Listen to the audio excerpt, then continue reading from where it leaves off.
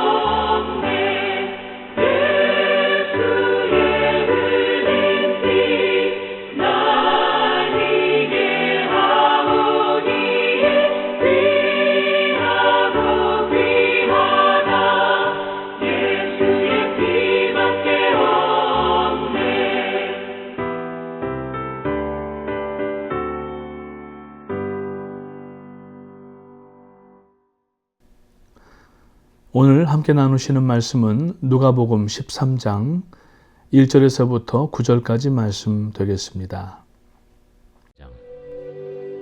그때 마침 두어 사람이 와서 빌라도가 어떤 갈릴리 사람들의 피를 그들의 제물에 섞은 일로 예수께 아뢰니, 너희는 이 갈릴리 사람들이 이같이 해받음으로 다른 모든 갈릴리 사람보다 죄가 더 있는 줄 아느냐? 너희에게 이르노니 아니라. 너희도 만일 회개하지 아니하면 다 이와 같이 망하리라. 또 실로암에서 망대가 무너져 치어 죽은 18사람이 예루살렘에 거한 다른 모든 사람보다 죄가 더 있는 줄 아느냐? 너희에게 이르노니 아니라. 너희도 만일 회개하지 아니하면 다 이와 같이 망하리라. 이에 비유로 말씀하시되 한 사람이 포도원에 무화과나무를 심은 것이 있더니 와서 그 열매를 구하였으나 얻지 못한지라. 포도원지기에게 이르되 내가 3년을 와서 이 무화과나무에서 열매를 구하되 얻지 못하니 찍어버리라. 어찌 땅만 버리게 하겠느냐? 대답하여 이르되 주인이여 금년에도 그대로 두소서. 내가 두루 파고 거름을 줄이니 이후에 만일 열매가 열면 좋거니와 그렇지 않으면 찍어버리소서 하였다. 본문은 하나님께서 우리들에게 주시는 회개의 기회에 대하여 말씀하고 있습니다. 기독교의 신앙은 회개에서부터 시작됩니다. 주의 길을 평탄케 하러 왔던 세례 요한도 광야에서 회개하라 천국에 가까웠느니라고 외쳤습니다. 뿐만 아니라 오순절 베드로의 설교를 듣고 양심의 가책을 느낀 사람들이 어떻게 하면 좋으냐고 물을 때에 베드로가 대답한 내용도 사도행전 2장 38절에 보면은 너희가 회개하여 각각 그리스도 예수의 이름으로 세례를 받고 죄 사함을 얻으라. 그리하면 성령을 선물로 받으리라고 말씀하고 있습니다. 제일 먼저 성도에게 요구되는 것은 회개입니다. 회개는 기독교 신앙의 출발입니다. 회개 없는 참된 믿음도 없고 회개 없는 구원도 없습니다. 그러면 우리가 어떻게 회개해야 되는가? 오늘 본문 말씀 전에 회개하는 방법에 대해서 간단히 말씀을 나누기를 원합니다. 많은 분들이 신앙생활을 시작하면서 회개를 해야 되는데 어떻게 회개하는가 하는 것을 알지 못하여서 남의 소리에 귀를 기울일 때가 종종 있습니다. 다윗의 시편 51편을 보면은 회개에 대한 마치 롤 모델처럼 나타나는 것을 볼 수가 있습니다. 이는 다윗이 밧세바와 동침한 후에 나단 선지자로부터 자기의 죄를 지적받고 침소로 들어가서 하나님 앞에 통회하며 자복하던 그 내용을 쓴 시입니다. 먼저 시편 51편을 비유하면서 말씀을 나누자면은 자기의 죄를 먼저 인정할 줄 알아야 되는 것입니다. 회개의 가장 첫 번째 단계가 바로 무엇인지를 알아야 됩니다. 죄의식이라고 하는 겁니다. 이 죄의식, guilty feeling을 통하여서 우리가 내 자신이 죄인인 것을 먼저 깨닫게 되고 우리의 죄를 구속하여 주실 수 있는 유일한 분은 하나님밖에 계시지 않음을 깨닫고 그 앞에 나아가 엎드리는 것입니다. 두 번째로는 하나님 앞에 긍휼을 구해야 됩니다. 왜냐하면 하나님은 죄를 사하여 주시는 원인이 되시고 오직 유일하신 한 분이시기 때문에 그렇습니다. 긍휼을 구한다는 이야기는 첫째는 하나님의 존재를 믿는다는 의미입니다. 인생은 하나님의 자비와 긍휼이 아니면 죄 사함을 받을 수가 결코 없습니다. 그래서 시편 51편 1절과 2절 말씀에 보면은 하나님이여 주의 인자를 좇아 나를 긍휼히 여기시며 주의 많은 자비를 좇아 내 죄과를 도말하소서. 나의 죄악을 말같게 씻기시며 나의 죄를 깨끗이 제하소서라고 회개를 시작하는 모습을 볼 수가 있습니다. 세 번째로 회개라고 하는 것은 하나님 앞에 변론하거나 자기 합리화를 해서는 안 되는 것입니다. 하나님을 올바로 바라보는 것이 회개의 첫 번째 발걸음인데 아이들이 무엇인가 잘못했을 때 어른들의 눈을 똑바로 보지 못합니다. 눈을 마주치면서 질문하고 묻게 되면 거짓말을 못합니다. 다윗이 지금 하나님을 똑바로 보면서 실토하고 있습니다. 4절 말씀에 보면은 내가 주께만 범죄하여 주의 목전에 악을 행하였나이다 라고 실토합니다. 이것이 바로 하나님을 보는 사람의 첫 번째 행동의 열매입니다. 네 번째로 회개를 할 때에는 그리스도 예수를 바라보아야 됩니다. 시편 51편 7절 말씀을 보면은 다윗이 우슬초로 나를 정결케 하소서 내가 정하리이다. 나를 씻기소서 내가 눈보다 희리이다 라고 이야기합니다. 다음 주 수요일부터 2021년도 사순절이 시작됩니다. 4월 4일 부활주일 전까지 토요일까지 진행이 됩니다. 히브리어로 에조브라고 불리우는 이 우슬초는 사순절의 상징이기도 합니다. 이는 구원을 얘기합니다. 그리스도의 구원. 출애굽할 때 이스라엘 백성들이 죽음의 사자가 건너가도록 문설주에 어린 양의 피를 발랐는데 그때 어린 양의 피를 바른 것이 바로 우슬초로 발랐습니다. 우슬초는 예수님의 성품과 사랑과 구원을 의미합니다. 그리고 또 회개할 때에 나 자신을 깨뜨리고 하나님 앞에 치유를 위하여서 간구해야 됩니다. 죄를 짓는다는 말은 사단에게 또 한 번 상처를 받았다는 것입니다. 상처는 반드시 치료받아야 됩니다. 그렇지 않고 내버려 두면은 곪거나 또 계속하여서 통증이 가시질 않습니다. 즉 죄에 대한 성령의 진정한 치료를 받지 않으면은 다시 죄로 돌아가는 원인이 되는 것입니다. 우리가 종종 지은 죄를 계속하여서 지으면서 마치 개가 토한 것으로 다시 돌아가는 것 같은 행위를 하는 것은 죄로 인한 심령의 온전한 치유가 되지 않았기 때문입니다. 그러므로 말로 회개하는 것이 말로 드리는 고백이라면은 고백한 후에 성령께서 하시는 말씀으로 위로를 받아서 우리가 하나님과 나 사이에 인터액티브한 관계가 되어야 다시 죄를 짓지 않게 됩니다. 그러면 성령의 위로를 받게 됩니다. 이보다 더 좋은 위로는 이 세상에 없습니다. 위로를 받아야 든든히 세워질 수가 있고 한 성도가 하나님 앞에 점점 거룩해지는 성화의 삶을 살 수가 있게 되는 것입니다. 성령의 위로란 단순히 마음이 외롭고 힘들 때, 상처받았을 때, 우울할 때 사람들에게 받는 정도의 위로가 아닙니다. 죄는 가장 큰 상처를 영혼에 핥히고 남기게 됩니다. 그래서 다윗은 시편 51편 10절 말씀에서 하나님이여 내 속에 정한 마음을 창조하시고 내 안에 정직한 영을 새롭게 하소서라고 자신의 영혼의 치유를 간청하고 있는 모습을 볼 수가 있습니다. 여섯 번째로 진리를 즐거워하고 선포해야 됩니다. 12절 말씀에 보면은 구원의 즐거움을 내게 회복시키시고 자원하는 심령을 주사 나를 붙드소서. 마지막 일곱 번째로는 이제는 하나님 말씀에 순종하기로 결단해야 됩니다. 그래서 13절 말씀에 보면은 그러하면 내가 범죄자에게 주의 도를 가르치리니 죄인들이 주께 돌아오리이다 라고 회개한 후에 말씀에 대한 순종과 사명을 이행할 것을 약속하는 모습을 볼 수가 있습니다. 자, 그러면은 우리가 회개하지 않으면 어떻게 됩니까? 오늘 이 본문 말씀이 회개하지 않는 영혼들에게 주시는 주님의 말씀입니다.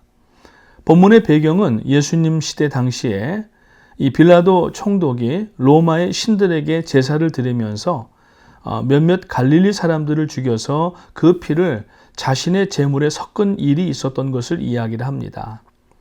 그리고 뒤에 보면은 또 하나의 이야기가 나오는데 실로암 망대가 무너져서 18명 죽은 사건이 나타납니다.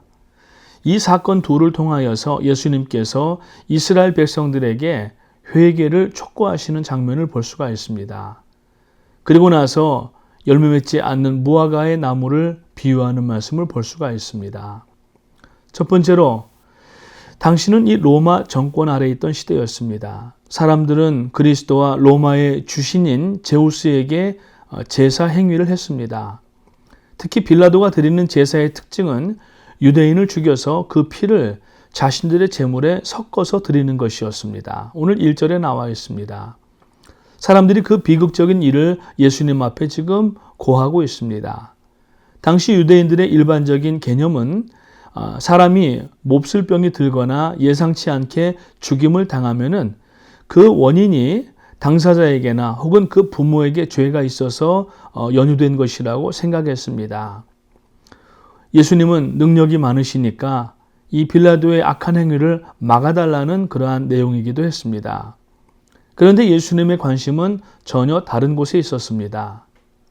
최소한 빌라도를 비난이라도 하셨어야 되는데 그렇지 않으시고 오늘 본문 2절 말씀에 보면은 너희는 이 갈릴리 사람들이 이같이 해 받음으로써 모든 갈릴리 사람보다 죄가 더 있는 줄 아느냐라고 오히려 반문하십니다.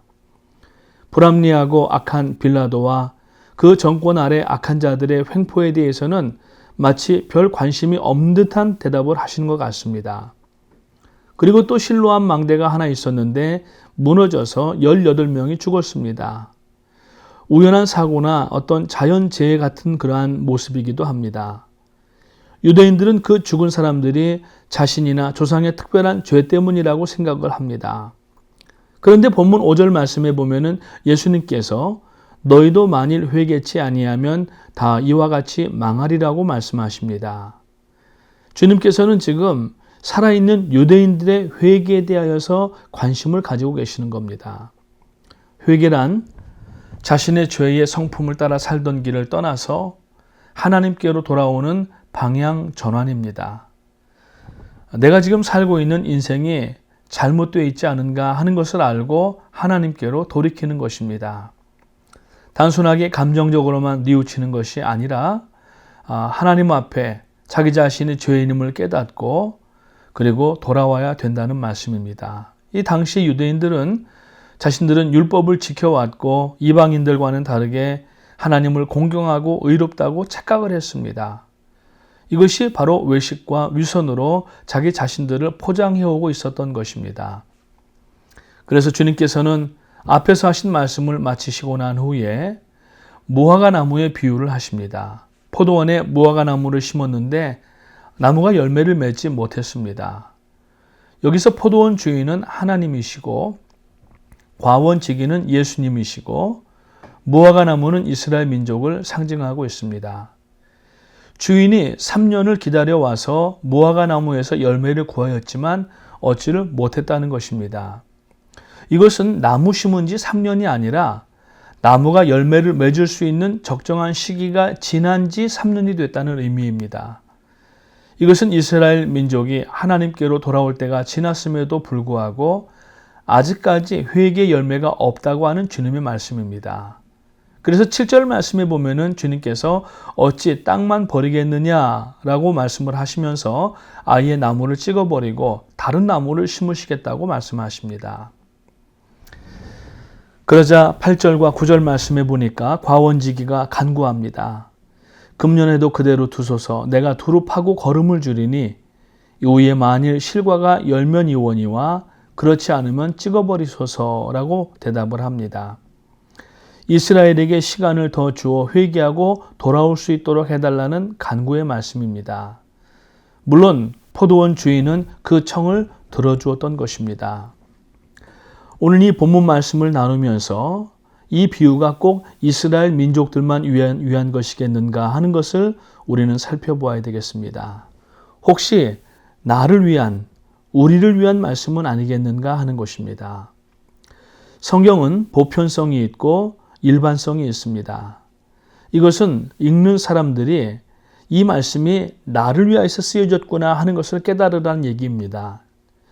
혹시 우리가 유대인들처럼 복음을 알고 섬김과 구제와 11조 등 다 했기 때문에 이미 많은 열매를 맺었다고 생각하는 것은 아닙니까? 예수님을 영접하며 영생과 영원한 속죄를 얻고 하나님의 자녀가 되었다는 이 구원의 확신과 더불어서 성도라면 합당한 열매를 맺어야 됩니다.